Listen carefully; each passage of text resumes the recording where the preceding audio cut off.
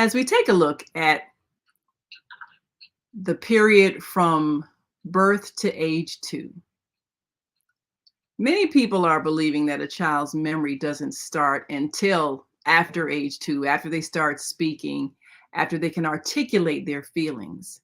But the fact of the matter is, memory starts from way, way back, even before birth, so that when a child is born, they're now absorbing the memories of all of their senses, the sights, the sounds, the smells. Everything is recorded in the subconscious mind. And many parents aren't realizing that this is the most impressionable time, so that whatever environment that child is born into, they are feeling the energy of it. They're feeling the energy of the parents, if there are other relatives, siblings, whatever the case may be. They're feeling if they're welcomed, they're feeling if they're not welcomed. They're feeling if there's apprehension. They're feeling if there is joy. They're feeling if there is love. And this is the feeling we want to impress upon their subconscious mind and heart, the feeling of love. It's important for us to know that energy, though it's not seen, is very powerfully felt. It affects the mental health, the emotional health, and the physical health of the child very early on. So, in today's Parenting with Peace, lesson 4, from age birth to 2, we're going to be talking to our dear sister Myeka Bevel, who is an energy healer, an EFT practitioner, a natural farmer, and she is also an author and historian and philanthropist and a community activist in raising awareness of how we must get back to the natural environment in order to give our children the natural healing energies that the earth has to offer. So thank you so very much for joining us today, Myeka Bevel. Glad to be here. Would you like to know, Naima? Well, I first want to thank you for sharing your vast knowledge. And many people who are either planning to have a child or are currently pregnant should start planning so that their child is born into an environment of love. What are the effects when a child is born into a family? You know, we got a lot of, unfortunately, dysfunctional families where children are born into. They're screaming, hollering, shouting, sometimes violence. How does that impact a child when they're hearing that first thing out the womb? They're feeling the energy of that. How's that affecting them? Well, even though this discussion is from birth to 2 years old, means so much happens while the child is in the womb. So if there's an environment that is ruckus while the child is in the womb, the child absorbs that also. Mm. The child, and it's said that that's done before pre-language. You know, anything that's done before the child develops a language usually gets locked into the child's psyche or soul as a permanent pattern, because there's no discrimination at all during those times. You just take it in, whatever it is. And I just want to share something. This from Luna Queen, The Journey from Lunatic to Luna Queen. This is written by myself and is available at lulu.com. The chapter is the open and honest truth about females. And here it says, there are 4 major events that shape the lives of people and the world in which they live. Those 4 events are: 1, the heart and mind of a female at the moment of conception; 2, the heart and mind of the female during 9 months of gestation; 3, the heart and mind of the female at the moment of birth; and 4, the heart and mind of the mother during the first 6 years of life. As we can see by these four major events in the life of every male and female on the planet, the female has an enormous influence on the lives of people in general and in the world at large. Being equal to men in the workplace and in the bedroom is not the hallmarks of women's liberation. Knowledge of self is. It is the self-known that becomes a measuring tool for everything that exists in the world. So I just wanted to share that with you because as we see, the heart and mind of the mother is so essential. And of course, for a large part of that is shaped by the father. He can create conditions that are conducive for the mind and heart of the mother to be in a loving, peaceful state. However, we find most often the case is the opposite. He creates drama and problems in the lives of the mother, and that carries on into the lives of the children because he's not sensitive to the sensitivity of the mother as she is giving, conceiving, raising, and giving birth to this body so that the soul can enter. And then the child's early primary years of development when they're like a blank computer. And it's whatever you put in the child at those ages that they just, that's it, that's their foundation piece. And we're not conscious, and when we're not conscious about the foundation that we create for our children, then we can create a lot of suffering because, of course, the foundation is designed to carry the weight.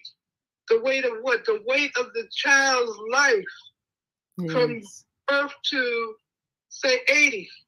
The child has got to carry that weight, whatever comes their way, a coronavirus, eviction, a murder, a rape, whatever it is, the child has to be able to carry that in the foundation, or the foundation has to be able to absorb it as the earth can absorb all of our negative energies and expressions and what have you. So that's what we're dealing with. We're dealing with,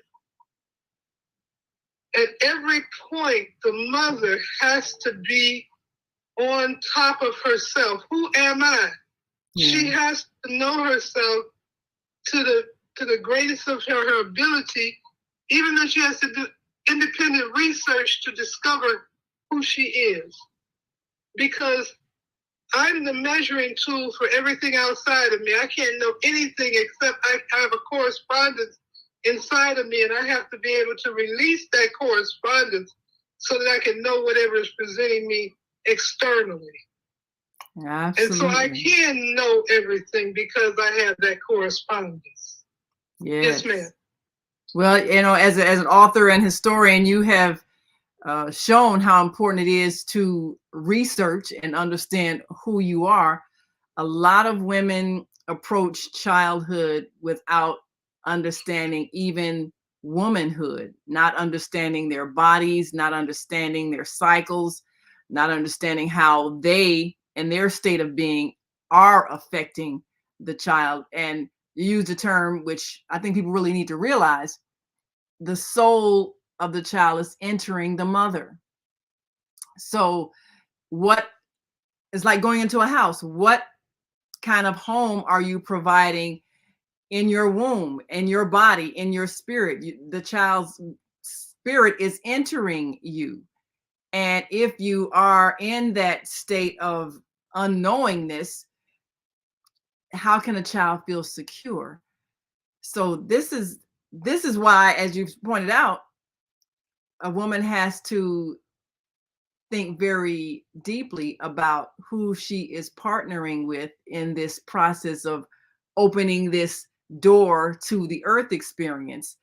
If the man is not seeing the depth of this act and he creates distress for her, then she's got distress vibes, she's got distress energy, and the child is coming into a distressed environment. So when a woman is, if she's done the right preparation, the right loving partner, the right situation, a loving, committed partner and household. Many of our families are so disconnected with the natural environment of the earth. Now, back in the day when our maybe our grandparents, lived on the farm and everything, and you were maybe brought into this world by a midwife, and your mother didn't have all these tubes and everything up her arm. it wasn't this extreme, hospital medical situation. You were born at home. So, the child came into the home and hopefully a loving, welcoming family. But there was also the surroundings of nature, the natural sounds of birds and the rustling of the trees and, all those kind of things. You hear the squirrels and the dogs and crickets, nature sounds. How important is it for parents to introduce these sights and sounds to their children's senses early on so that they can connect with natural life sounds and smells and sights and the feeling of nature? Your ticket to heaven. Your ticket to heaven is nature. That's how we get there. We have to connect. We have to make those connections. Imagine not connecting. Imagine a child who never is able to climb a tree. A little boy never climbs a tree. Yeah. A little girl never sees a butterfly. Yes. We have to connect to nature. I think that when a mother, of course, breastfeeding is essential in terms of the brain development of the child at all times. So a mother should breastfeed as long as they can so that the child's brain can occupy important information from nature, because a lot of information is coming into us at all times. Yes. We're not conscious of it, but we want to be conscious of the vibrations that are affecting us, because sin in the old time was anything that ruled over you. That was sin. For me, it's a sin too. Period. Now, So if now, you let anything externally rule you, you're in sin. So we have to take total control of ourselves. And see, the moon was a very effective motivator and ruler because of the fact that we are so much water and the moon rules the water. Mm-hmm. So the moon would rule women in particular and cause them to sin because they had no control over themselves. They didn't know anything about the moon's forces and how it affected them being a hormonal and their hormonal nature. So in time, women learned to chart and get patterns as to when the moon would cause what. And as a result, women were able to kind of tame the moon, bring it under its control. And then we lost it again. And now we're back to getting control of ourselves from everything external, not just from men, but from everything. In astrology, you have a sign. Like I'm a Pisces, so Neptune greatly affects my life. So I study I study what Neptune is and how it influences me. And by coming to understand Neptune, I can rise above any negative tendency that Neptune might give me. We have this ability. Man is the ruler of all, not just a few things. So now we rule gravity. So now gravity is the law, but we rule it, we govern it. Yes, ma'am. So now, since we understand that we're all connected to the universe, it's good then to have a child, to take a child outside at night so they can see the vastness, and they can really absorb the fact that you are a part of this great universe of life. And you speak of people being controlled by the external. So the objective then is to teach a child to be self-managed, right, self-controlled. Be self-governed. Yes. Right. Okay. That's right. That's what they have to learn to do. And there's no better teacher of that than nature itself. It teaches you so many lessons when you live in nature. Yeah. I remember taking my children out at night. We had a park not far from us. And I go for a walk with them through the park. And, I show them how the trees look different at night. Sometimes they look like scary creatures or something. And then we go back later on in the day and you see it's just that tree. But look, it gave you one of them illusions that something else was going on in life. You run into a lot of illusions, okay? There's no better way to do that than in a forest or in a park with trees. But yeah, and children learn, oh my God, there's so much to it. It's such a benefit for a child to be in nature because, the most important thing the children like to do is play. Yes. and that's how they learn. That's one of the how they learn, right? That's one of the things that we stifle in them. Those earlier times when they're exploring, they're learning the world. And we've been conditioned to think you're supposed to make them sit down, shut up, don't touch that, don't touch that. And if they don't touch anything, they don't learn anything. And if you have to sit down, anything other than that, we don't have to give you some kind of shot. Yes. Yes. So this is this is why it's very critical that this next generation of parents not repeat the things that we did that were not the best thing for our children. Give them space to run and play and crawl. And those first few years when they're learning how to walk, give them somewhere they can crawl, where they can explore. Yeah, you have to keep an eye on them, make sure they don't put little sharp things in their mouth or anything, but you have to also let them learn, let them touch things with their hands. That's what they're trying to do, is figure out how things feel, how they smell. Yeah, they're gonna smell everything, they're gonna taste everything. That's what they do. That's how they learn. So if you're slapping their hands every time they touch something, you're teaching them not to think. That's called curiosity, what you're talking about. Yes. It is a natural learning ability that the intelligence is in here with us.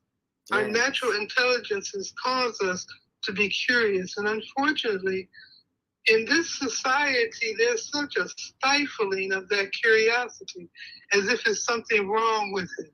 Like, stop, don't touch that. Didn't I tell you not to touch that? You bad. I'm going to hit you. I'm going to pop you. I'm going to tell your daddy. You're going to go and punish me. You better leave that alone. Well, what does that put in the child? Every time he goes or she goes to put their hand on something, no. It gives the child a feeling of not being wanted, not being welcome. Everything I touch is something wrong with it. Instead of the parent who is an adult should be intelligent enough to know if it's something that you don't want the child to touch, you put it away. Right. That's what you do there. If it's going to hurt the child going to hurt it, put it up somewhere where the child can just see it. And then at a time when you think it would be perfect to introduce that to the child. But this no, when all you got to do is put stuff up is insane. Right. So that we have a world full of people who grew up with that, where things were not offered to them. Like in my lifestyle coming up, I did come up in a family where my mom and dad fought all the time, but they loved each other. They just couldn't communicate. That's what I found out. And they loved me and my brother. But one of the things that my father did, he was a radio and TV repairman when they had the tubes in them. And I used to hang out in his workshop all the time, and he always give me something that it was all right for me to tear it up. And if I could put it back together, it was good. So I'm always experimenting with taking something apart and putting it together. So my curiosity was fed. That's good. And it created a bonding relationship between me and my father. Those are happy times that we had together. But I would even go to resale stores and pick out toys or things that would be a curiosity piece for the child and take it home, clean it up, and then let them do what they want to do with it, just so that they could express their curiosity. See, curiosity is something that has to be fed. It should be fed, but in this dumb society, we stifle and make that the bad thing. We're gonna punish you if you're curious. Don't ask no questions. Don't ask me why. Why are you asking me why? Who are you to ask me why? Because they want to know. Right, you know? right. So that's where we're at. Dumb society. And that is so true. Parents, they can only do what was done to them. And that's why we're breaking that pattern. That's our problem, right? That's our problem, right? Yes. We've been conditioned to do certain things and we can't step outside the boundaries of the conditioning. Right. It's like growing up on a plantation and you get the chance to escape. But once you get outside the gate, where do you go? You don't know nothing else. All you know is this plantation. Right. That's how we're enslaved by these boundaries and this conditioning that we're put under. Yes. So parents, if you have a child that's coming into your home, do not have little bitty knickknacks all over the tables and everything. Yeah, it's cute. But if your child is not able to explore, then put it up on a shelf where it's not reachable until they're of an age where they can explore it. I mean, and I know people like to have nice homes, and it's not to say you can't have a nice home, but your home should be child friendly. Your child should be able to explore everything in that home. They should feel welcome. They should be able to touch everything. They should be able to smell everything. They should be able to feel like they can go anywhere in your home. They should feel at home in your home. I have seen so many people got plastic on the furniture. You can't sit on the furniture, can't touch anything on the tables. Like you say, everything is no, don't touch. Slapping the baby's hand, slapping the baby's hand. Table, you got time and you got a glass table. Yes. Why would you have a glass table in a toddler? And then you want to beat the child if they break the table or they break a glass. But so we have to think differently now. We have to think how we can open the mind of a child and welcome their curiosity, because that's going to increase their intelligence. Mm-hmm. And you mentioned, and you also mentioned, Myeka, about the breastfeeding, because the last several generations of women have been kind of discouraged from breastfeeding because maybe they got to run back to a job, and so they got to herp and wean the baby. But what are some of the benefits of going the distance with the breastfeeding, so that rather you're trying to hurry up and rush a child to be weaned, at 2 weeks or whatever, or just not feed them at all, just feed them formula? What are the benefits emotionally, physically of mothers going the distance? Those first 2 years, you really should be breastfeeding for the 2-year distance. What are the benefits of that if mothers will do that? Oh my God, I'm glad you asked that question. I'm looking in the book, The Nonviolent Record Movement Almanac, which is all things nonviolent. And it speaks to how European Americans being breastfed on the breast of Black mothers created a revolution called the Civil War. Because they became the abolitionists as a result of bonding with the slave mother and taking in her breast milk. How does breast milk affect it? Let me say this. When you breastfeed, after a certain amount of time, you have an energy that travels upward from the medulla oblongata in the brain to the middle brain, to the midbrain. And when it hits the midbrain, that's the only time that there's a connection with the brain to the heart. But that connection is made in that infant as a result of breastfeeding. And so these people, the abolitionists who became the abolitionists, they had a heart. They grew a heart under the nursing of the Black mammy. And to her, much gratitude goes, because I don't know what we do without her. She hadn't given up herself to bring these children up. But she had to, or she had to die, or her children would die. But anyway, we won't go there. Well, but the thing about it with breastfeeding, it releases that hormone oxytocin, which is a bonding chemical. So it not only bonds the baby to the mother, bonds the mother to the baby. So that's a biochemical connection that happens when you breastfeed. And when you don't breastfeed, sometimes that connection isn't made. So you can have mothers who give birth. Connection is not made. What you have is you have a fear of the future. Mm. You have a fear that something's not going to go right, so then you try to control stuff ahead of time. So there are a lot of people who have trust issues, and you can probably trace it back to either early weaning, too early, or non-breastfeeding at all, because the whole breastfeeding process is one that gives you a sense of comfort and security. And I know a lot of people who have issues of insecurity and they were not breastfed. They And weren't breastfed. and so that has an impact. And today, because so many women are pressured to hurry up back to work and drop off the child as early as 6 months to a daycare center or a sitter, there's all of that bonding time that's missing, all of the connections in the brain that sometimes don't happen because they're not held and cuddled and breastfed. So this has an impact later in life, even with the forming of the personality. If they didn't get that early nurturing, if they didn't get that early impression of being in a safe, loving environment and being held and cuddled and breastfed, then that actually affects them later on in the shaping of their personality, the ability to form relationships, the ability to trust, the confidence in themselves, the ability to learn, the ability to learn, establish relationships with others. yes. And it's no wonder that most there's so many relationship breakups out here. Yes. People don't have the tools to maintain a sane relationship these days. They don't. Everything They don't. is conflict. Everything is war. Everything is non-forgiveness. Yes. It's not my phone. Yes.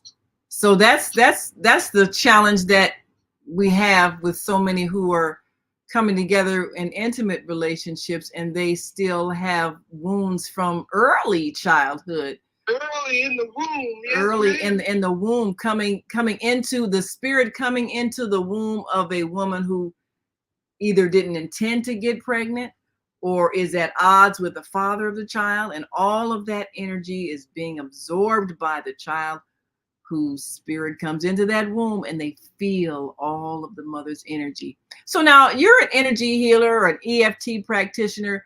Before we go there, let me share something, a writing, okay? Yes. Okay.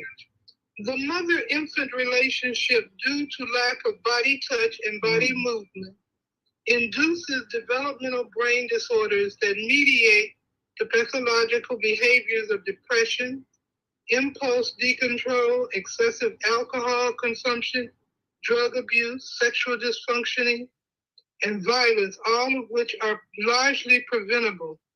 SAD, somatosensory affectional deprivation theory predicts that these collective social emotional behavioral disorders would be rarely represented in those who have been breastfed for 2 years of age or beyond, which is an urgent need of research on modern society. Dr. James W. Prescott. Of special interest is the loss of the amino acid tryptophan, tryptophan,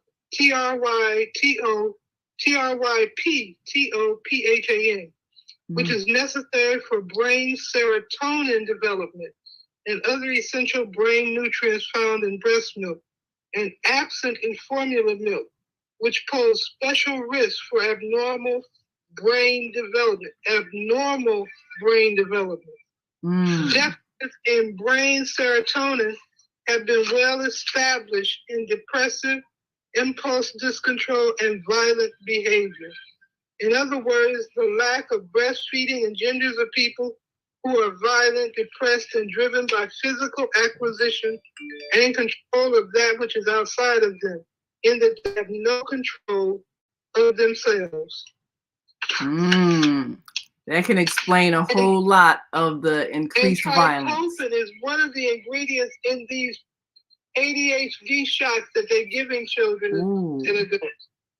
Oh my. And if they had been breastfed, they would have had a normal supply of it. And it would have. So yes, it's the absence of that, which is the absence of breastfeeding, that causes some of these disorders and active actions that are unacceptable by the general public.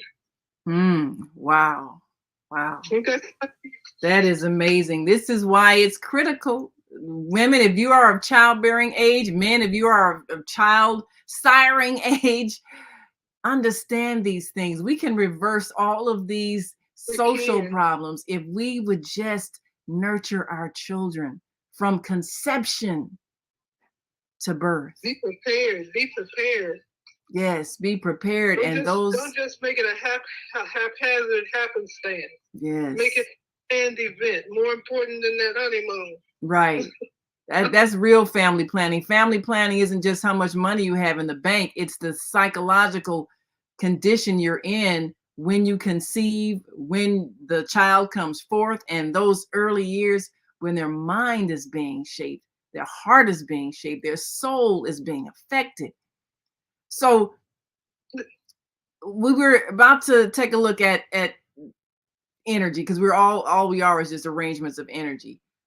But we are affected energetically by any event that is impressed on our subconscious mind. And sometimes energy gets trapped in our bodies and creates dis-ease because we've had a trauma, a sudden shock.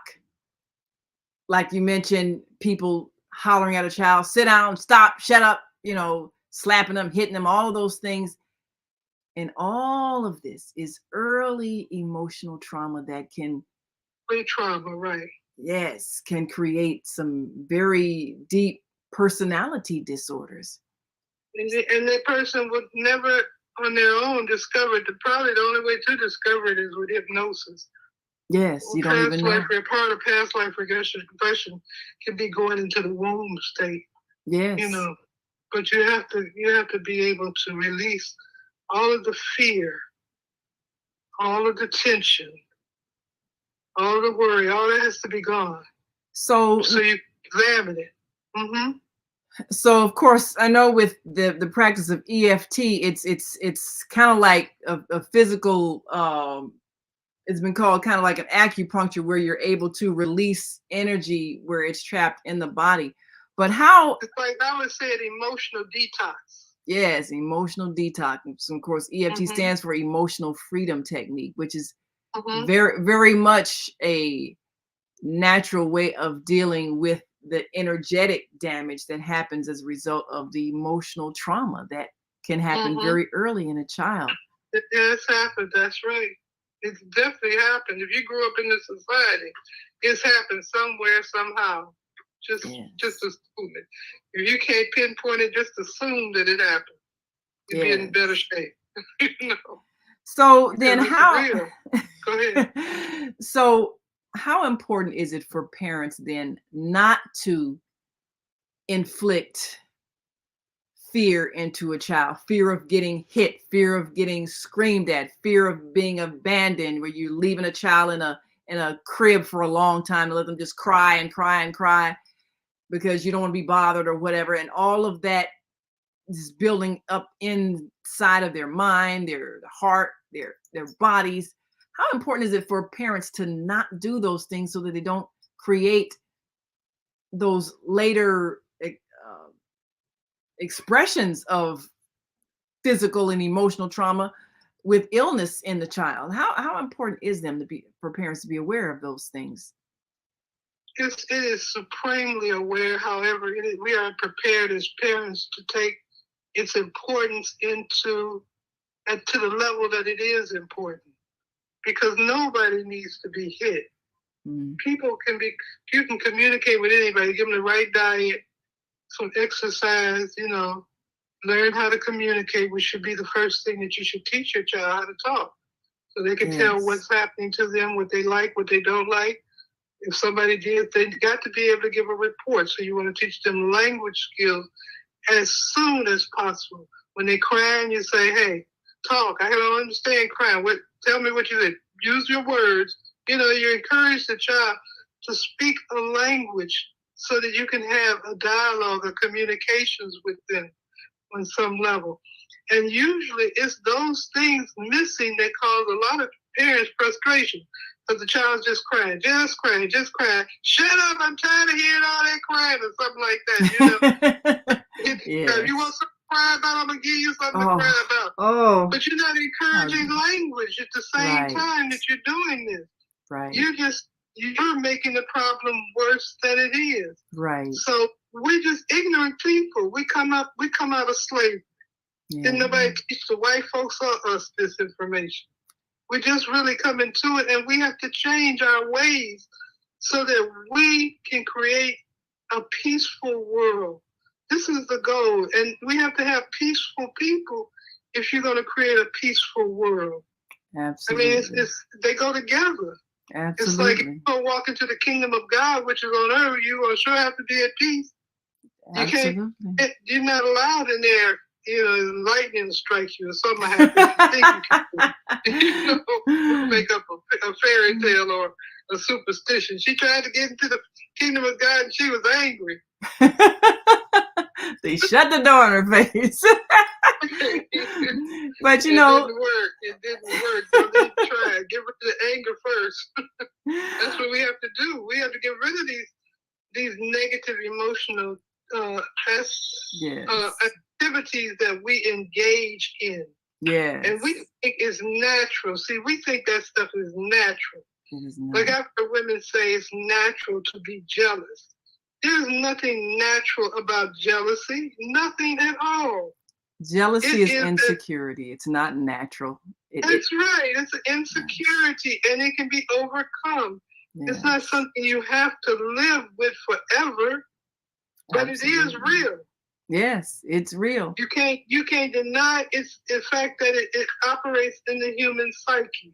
Yes. And so it is with everything, you know, even when we're dealing with children. Why do we get angry at children? They're children. Yes. Why do we get angry at somebody who's helpless? Yes. If they're crying. We don't have a reason. We have a cause, and we haven't really avoided the cause enough to get rid of it. But we have to do that. This is like new generation or new self-exploratory systems that we have to engage in. Like mothers need an upgrade. We're like a Windows 98 mother's grade. Need an upgrade. You know? Well, we're at Windows 11 now. I'm at 10, but they're at 11. You know, I got to upgrade from 10. Yeah. Well, we need to upgrade to understand that the learning women were not valued in ancient times. Women were feared. Yes. And have been feared for the longest. So men like to tell tales of women tricking them and all kind of stuff, causing them to do wrong. You know, all these tales they're abundant. And so women began to feel that they were outsiders and they wanted to feel worthy. And so they began to think that their worthiness comes from their relationship with a male, that he gives them value. Mm. Nothing gives you value but yourself. Right. The self-known gives you value. You are valued. When you yourself, then you can produce from yourself something that is of value to not just you, but everybody else. And then everybody can say, wow, look, she's a woman and she was able to do that. Wow, women can produce something, you know? Yes. We have to build on what God has given us. Yes. We have to have our own self-esteem and love of self is what you must bring into any relationship with someone else. Yes. Absolutely. If you don't have that, you don't really have a relationship. Right. And you can't give love to a child. Rigmarole. That's what they call that. Right. I mean, how are you gonna?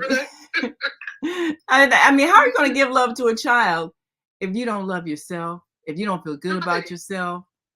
Because you're gonna project to that child how you feel about yourself, and the child feels that all the time before the child's learning a vocabulary, a verbal language. What you're communicating with is feelings. They're sending you feelings. You're sending them feelings. Mm-hmm.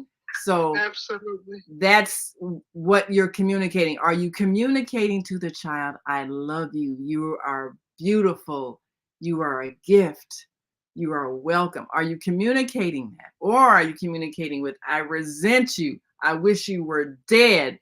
I should not have had you. You get on my nerves. And I've heard people even say these things. And you think that you I've think, heard that said too in the yes, bathroom once. I heard a yes. grandmother tell her grandchild, your mama didn't even want you, and Oh, I don't nobody wants you. And that was just the most horrible discussion I ever heard. And I had to get out to see who was she talking to. It was a little girl. I was so sad. I didn't have a response for it. I was shocked. I was in shock because yes, initially when you run into stuff like that, there's a shock there. yes. It's like something happened to me. Like my daughter listened to Oprah, Mm, and she, as a result of listening to Oprah, wrote a note to me saying that she had been molested by mm, her father. mm. And when I found the note and read it, my response was, "You spelled molest wrong." And she's held that against me forever, but she didn't understand. She saw Oprah. I didn't see Oprah. I knew nothing about molestation. It was like stepping onto Mars and trying, somebody say, describe what's on Mars. What's your response to Mars? I don't have a response. I've never experienced this before. And she didn't understand that the moment I read the note, my world cracked. It began to crack and fall apart. That's like shock, you know? I was in, right. It's an automatic shock because how can you not be shocked by this? You know your child is not raised to tell lies. Right. So it's like, and I didn't have a language for that. That wasn't something that I talked about with anybody, vocabulary or what have you. It's like, I think I told the story once of this guy who was cussing on the bus. Yes. And I told him about himself. See that little girl, she got her hands on her ears because she didn't want to hear that. Yeah. And his response was, well, I usually drive. He said he know how to talk and drive it. That's how he talked when he driving, but he didn't recognize, I'm on the bus now. I'm around the people. So I'm still gonna be myself and cuss even though I'm in public. So now, well, now but now you brought that up. One last thing before we go. Mm-hmm. Children are learning language. This is the time, as you said, you need to be teaching them language. We're teaching them language even when we're not consciously teaching them language. We're teaching them all the words to use to express their thoughts. So in the womb also. In the womb, they're hearing. The first sense to develop in the womb is hearing. So they're hearing the words you use.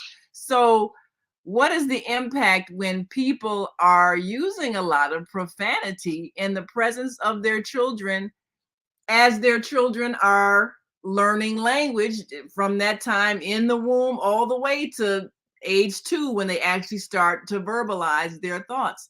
What is the impact of using words that you don't want them to say? It's evident all around us. There's a war right there. You can't be saying that around me. Respect your mother. But where did they get it? Where did they learn it? That's the issue. People are not conscious of their world and what they're creating, right, and what they're producing by their actions and their language expressions. Children mimic their parents. Yes. And it's unfortunate because there's so little communications that goes on out here. It's like, writing a text, it shortens your ability to communicate. You're going to leave something out. You can't put everything in this little short text. That's right. But it doesn't matter. So then people shortcut each other in language. And then you got to fill in the blank. Nature abhors a void. So you got to fill in the blank. And then that may be wrong. That may be right. You don't know what the energy is that they're speaking from because they ain't communicating verbally. Right. They think they send you a text. A lot of miscommunication happening with these text messages. Right. So and that's a generation thing. There's this new, what was generation? I forget what the name of the people are. Anyway. Well, we have the millennials, then you got Generation Z. 35, something like that. Yeah, I think that's the millennials. They don't communicate at all. They don't want to be told nothing. Right. So these are the ones who are going to be having the children, who are now having children, who have had children. And these are the ones who must become conscious, aware They must be thinking, because everything you think, say, and do is going into the mind, heart, and soul into the child. What is that child going to bring forth from your home? Whatever we see in the world, it's coming out of our homes. Well, Well, I thank you, know in my Myeka. growing up, my mother and father, they argued and fought a lot. But what they pushed me to be is a peacemaker. Because I wanted to have them, I always wanted to know, what can I do to help them come to peace? Yes. So I became a peace activist early in life, seeking to create this bridge of understanding between my mom and dad, who I dearly love. Oh, yes. So, and you know, like there are people who they grew up with alcoholics, they say, I ain't gonna never touch no alcohol the way daddy acted or mama acted, you know. Sometimes those things push out people like myself, you know, peace activists, you know, and people who don't drink alcohol and become addicted to stuff and what have you. And unfortunately, that's some of the ways that stuff is, the universe creates compassionate people. That's right. And I think that's a very significant point, because everybody is either learning what we should do or what we should not do. So if you grew up in an environment that was unpleasant, that was the example of what not to do. So that still empowers you to do what is best, because you've seen the example of what is not best. So all of us have had the power to learn something from our experience, and either our parents set the example that we want to imitate, or they set the example of what we should do, which is opposite of what they did, what we should not imitate.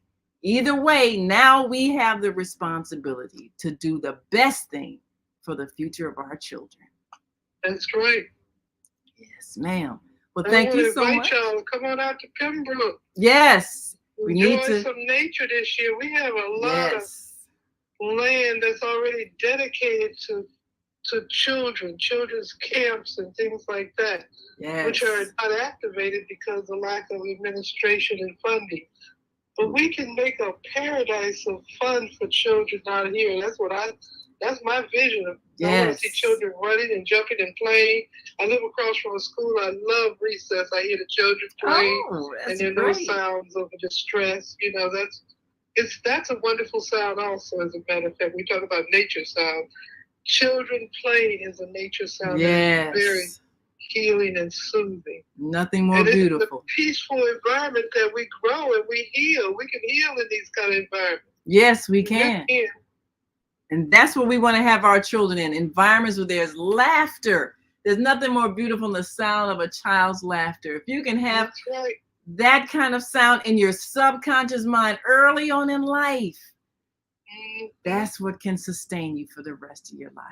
Yes. Yes. Well, we've got to go, but I thank you so much for sharing your wisdom. And we've been talking to Myeka Bevel, author, energy healer, EFT practitioner, historian, and a natural farmer out there in nature, growing food. I'm among the sticks. They say, oh, you live out there with the sticks. I said, what do you mean with sticks? Don't you see all these trees? The sticks. That's right. The best place to be. Well, we're gonna come on out there in the sticks soon and bring some young people. We're gonna do that. Yeah, really, absolutely. Let's make this a year when it happens, where the children can run free. Yes. You know, and they can run free and have a good time and have good memories of being in nature and enjoying the sun, the wind, the rain, the earth, and all the little creeping things, crawling things, and flying things. We want to be a part of that world. Yeah. It's such a wonderful world to behold, I'm telling you. It is. And the majesty of the beauty of nature. Now, that's another thing. Yes. Seeing it with eyes, seeing natural flowers coming up, seeing the trees, seeing the birds. That creates health also. Yeah. These are healthy things. And when you're in the city, The only birds you see in the city now are, what is it? Those pigeons. Those fun. We usually see that many pigeons where I was at. I was on 300 and King Drive. I ain't see no pigeons down there. I saw the seagulls and what's the other one? The crows. That was it. Yeah. That's all I saw. And that's when I knew it was time to go. Crows usually mean death. They're a symbol of death. Oh my! In some countries, right? And I was seeing too many of them, so I said, "No, I need to see some birds."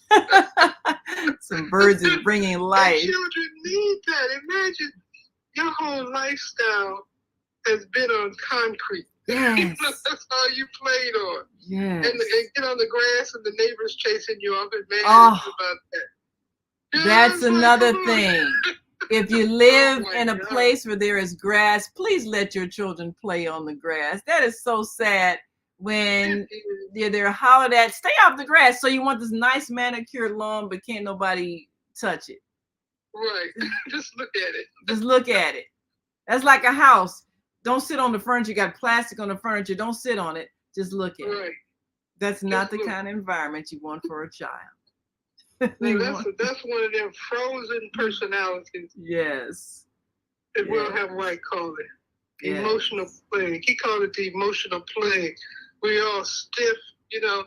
He would like find white men and they would all be stiff in the shoulders, couldn't move their shoulders and stuff. and then as a result, they were sexually dysfunctional. All of it's connected. Sexually. All of it's connected. It's all connected. When you don't live, emotional plague because something in them caused them to be rigid. Yes. Shut down. And let me just say this: the state of California did a research project.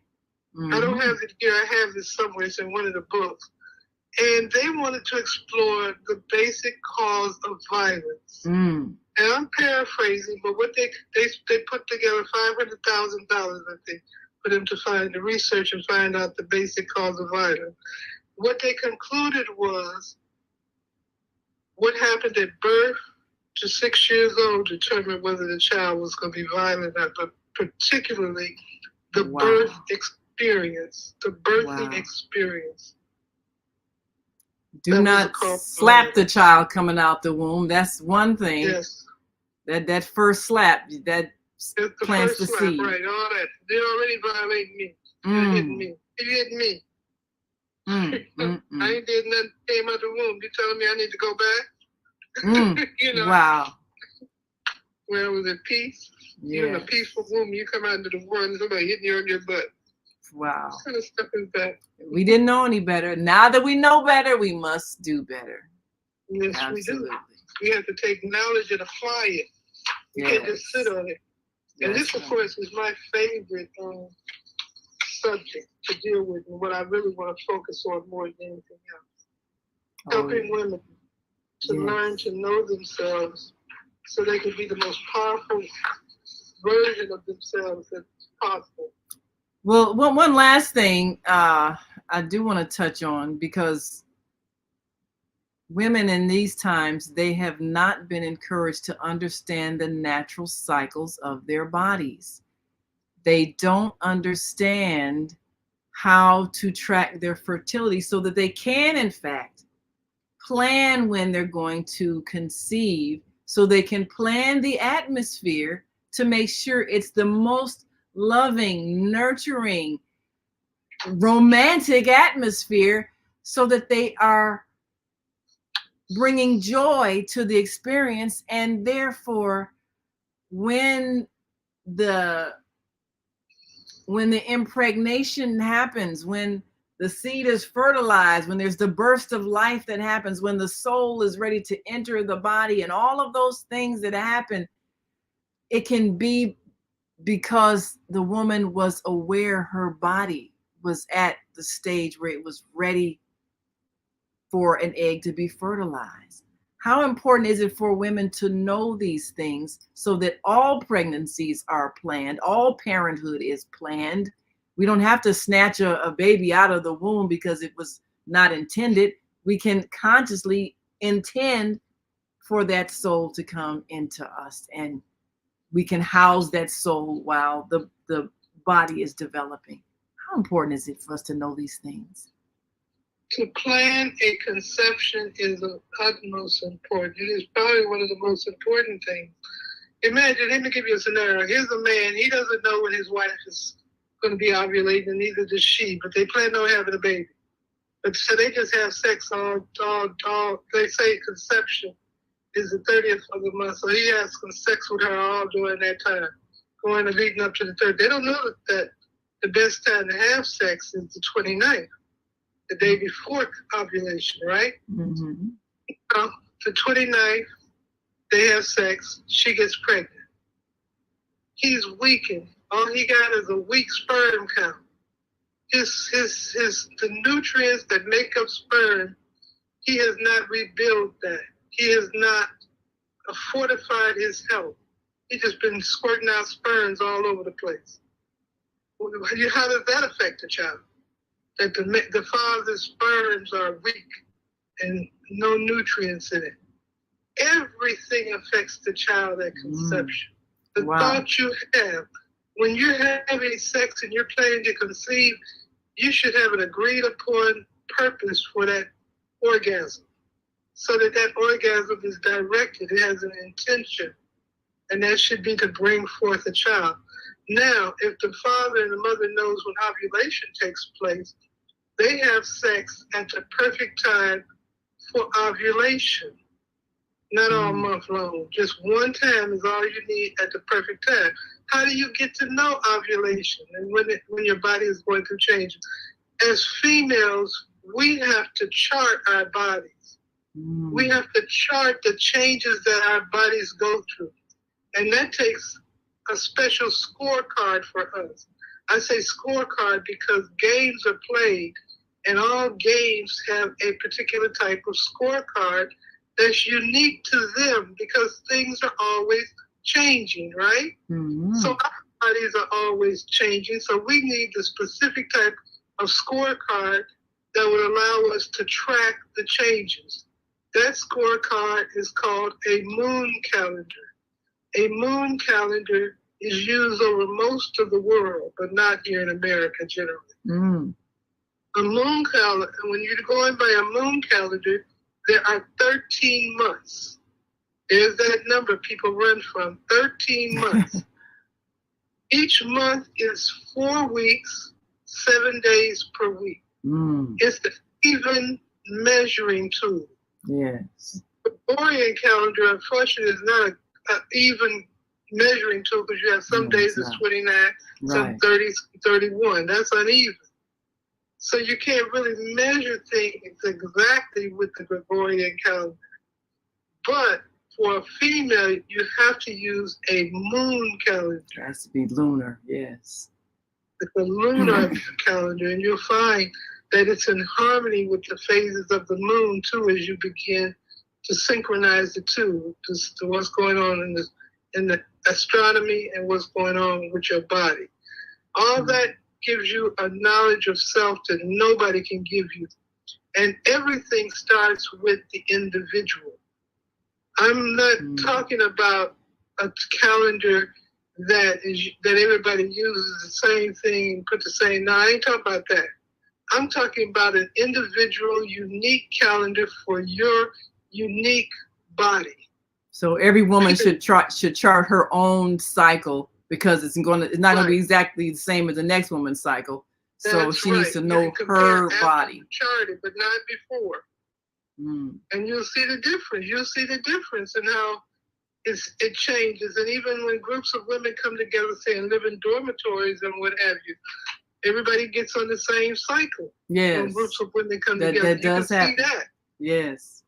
All that's real. We are such changelings. And then you begin to respect that change and value that change when you see that you're harmonious with the moon. Yes. And the phases of the moon. So now you're charting your moon cycle, and now you're also learning about your hormonal cycle, how hormones affect you at different phases of your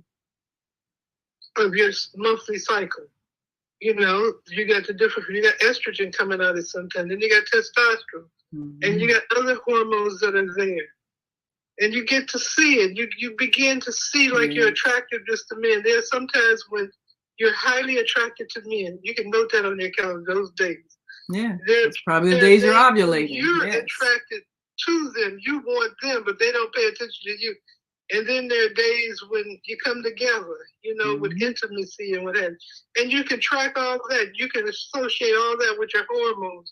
This hormone, when this hormone is up, I experience this. Now you're in knowledge of yourself. Now you can get control. Because you can't control what you don't know. If you don't know it, you can't control it. So we don't know ourselves. Yes. That's why everything's out of control. We call it the lunatic world. Because women are being that is what's happening. Managed by the moon. So managed by the moon. So I mean, and that makes a whole lot of sense for us to get the knowledge. So rather than us being afraid of our sexuality, afraid of our body cycles, rather than telling myths and lies to our children to frighten them away from sexuality, let us understand how it works. Understand the phases, understanding the cycles, understanding the moods, and having the intelligence to regulate and plan things, knowing that this is all by divine design.